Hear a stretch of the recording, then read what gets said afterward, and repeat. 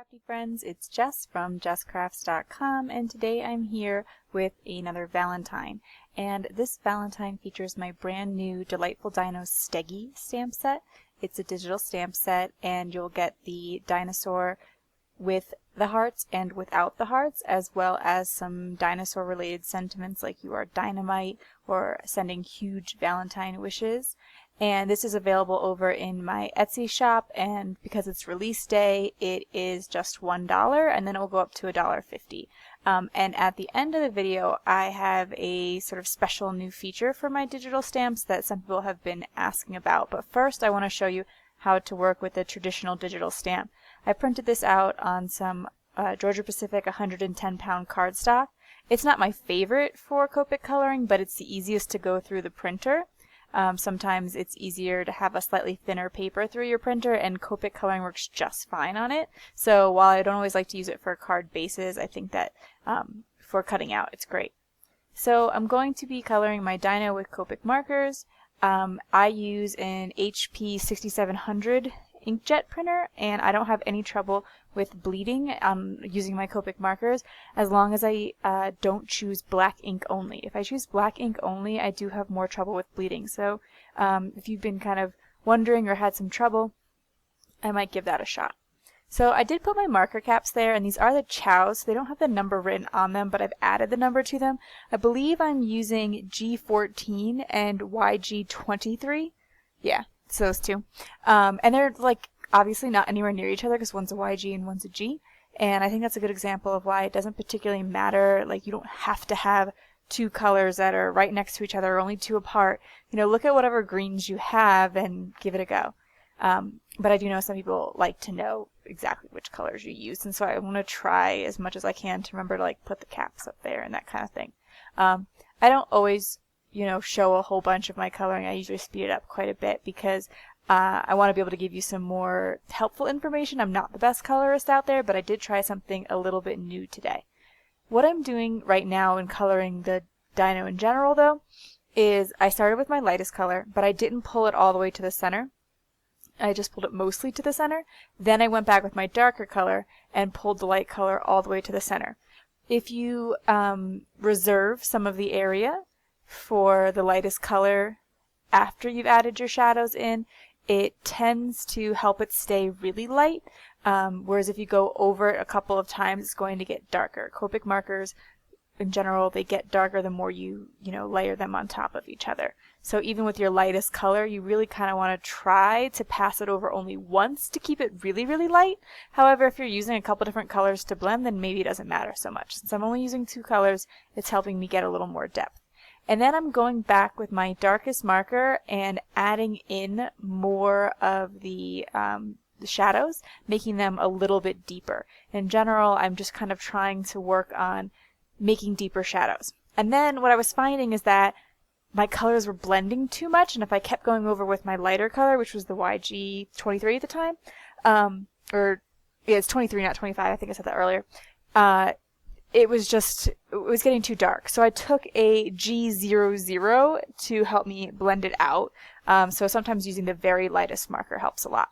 So the new thing that I tried with the Copic markers today was to add the dots. I've seen a lot of people adding these little dots in the shadow areas, and I really wanted to give it a try, and I thought that the Stegosaurus, or even the Bronte, the other dinosaur that I released last week, would be a good way to try it out because it kind of gives that look of texture and scaliness, and since their skin would be scaly, I thought, well, you know, they're going to be the one to try it out with.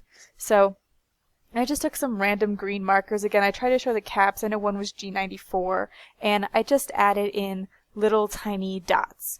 And you want to put you just barely touch the paper when you're adding the dots. Very, very little pressure, and just kind of scatter them randomly, mostly in the shadow areas. And I'm going to do the same thing with the teal.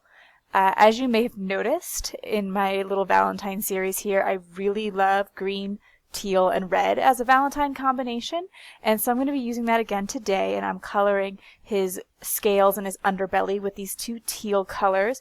It is BG13 and BG49, I believe, and I want to add a little bit of dimension without doing too much shading here on these I guess scales? I don't know what you call the things on the top.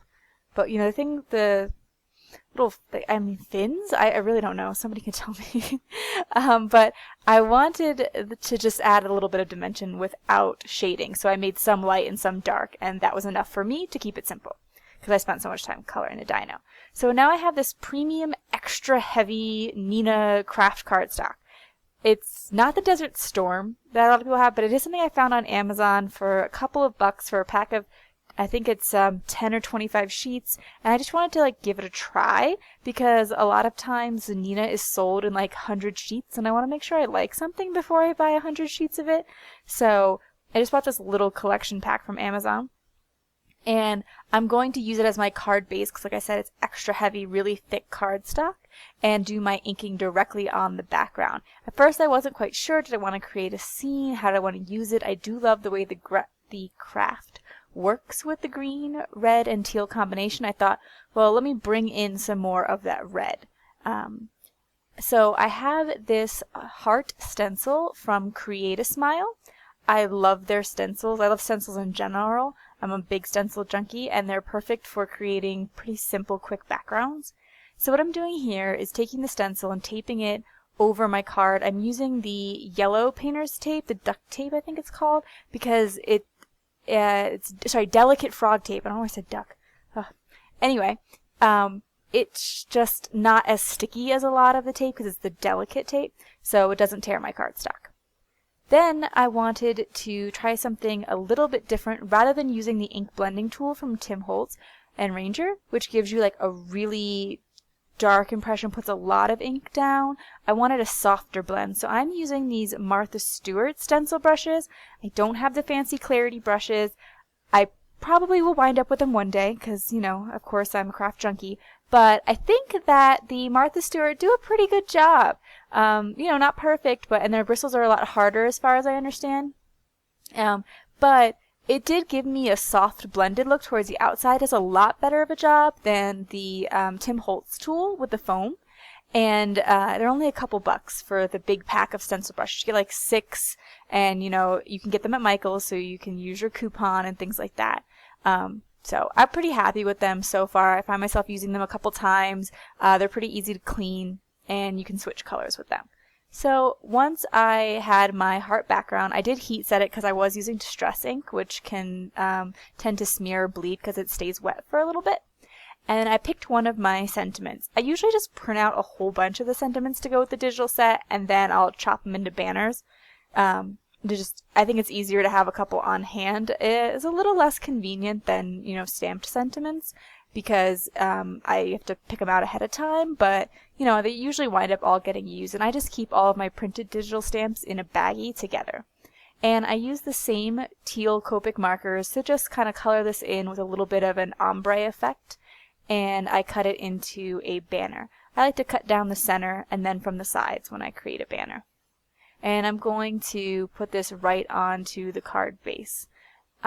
Lately, I've been finding myself using the ATG gun from Scotch, I think it is. And it's really, really sticky, but you don't really get a lot of wiggle room. So you have to make sure you get it done right the first time. But when I cut out an element, I like the sticky tape to already be on the back. So then I'm a big fan of the Elizabeth Crafts double-sided tape, because you can put that on your critter before you fussy cut them out. So that's what I did with this critter. While there is all those scales or fins or whatever they're called on the back, it's still pretty easy to fussy cut out. Of course, you know, if you have the scan and cut, lucky you, and you know, you don't have to get around all those little details on the dino. But I took my black marker, ran it along the edges to make it a little bit more finished, and placed it on my card base. So, the next thing I want to tell you is some people have asked if I would make the digital stamps already colored in. And I have added that for the first time with the Delightful Dinos Steggy. So here I have the digital stamp pre-colored. It's digitally colored, so you'll get this in your, when you purchase the stamp, you'll get the colored image too. And then what I did was I put it in a Word document with 2 columns, so that it will create 2 cards and they'll be centered. So you kind of have to fuss with it a little bit. I don't have a way of like showing you how I'm working in Word, but basically I have 2 evenly spaced columns Then I'm going to put the dino and a sentiment on the bottom of the document because I want the top to be the back of the card.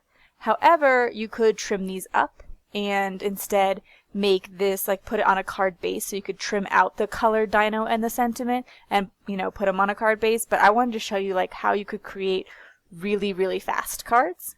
So I just put the dino and the sentiment on the bottom of the column, printed it out, cut it in half, folded it. I'm going to use a corner rounder and a little bit of embellishment just so that there's something, you know, like a little handmade touch. But I thought this would be a great one to have the pre-colored sentiments with because it's perfect for Valentine's Day and it's, you know, pretty gender neutral, so you could give these to a whole class of kids. I did type out the sentiment myself as opposed to using one of the sentiments from the set because I found that to be a little bit easier, so you could just choose, since I'm putting it in a Word document anyway to print it. So you could just put whatever sentiment you like along the bottom, or you could easily stamp a sentiment after printing out the colored dino. To add just a little bit more of a handmade touch, I'm going to add these heart stickers from Target. These seem really popular. They were in the Target dollar spot, but when I went, you know, pretty soon after they put out the Valentine stuff, and there was like 2 packages left, and then they were just gone. I haven't seen them since, so I'm not sure if you'll still be able to find them, but they have just a little bit of dimension. They're kind of like enamel stickers or enamel dots, but they're all heart-shaped. And this isn't really a true red, it's a very pinkish red, but it does match the red that I used for the colored dino. So that is it for my card today, cards. And remember, you can purchase this at my Etsy shop, Delightful Dino Steggy. It's just $1 today on release day, and after that $1.50. If you like this video, please give it a thumbs up. If you're interested in more crafting tutorials, be sure to subscribe to my channel. I will leave links to some of the products, including the digital stamp, in the video description below. And thanks for watching. Bye.